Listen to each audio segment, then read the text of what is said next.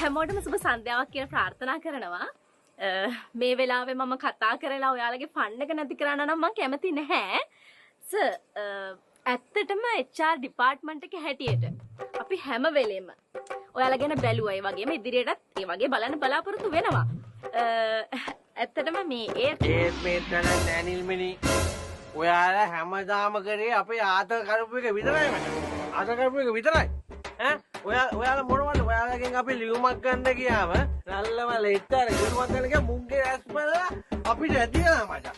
අපිට ඇති වෙලා මුං නිල්මිනි ඔයා කරේ අටපහ අපි ඇඟිල්ල ගන්නවද කියන එක බලපු එක විතරයි ඇටෙන්ඩන්ස් එක.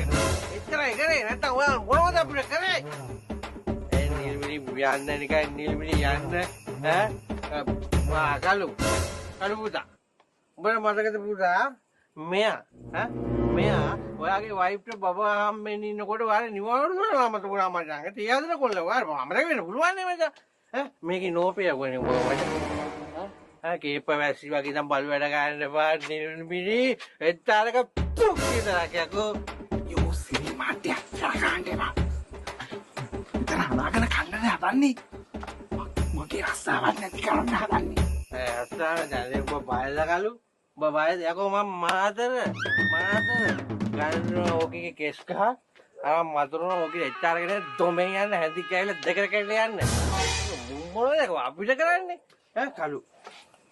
උඹ අනිත් දවසේ තේ එකක් හදනකොට ඒක හදපන්. ඊට පස්සේ තේ එක අරගෙන ගහපන් කියලා මේකට. තුක් ගහ කියලා ගහපන්. ඕකේ එහෙම දෙන්න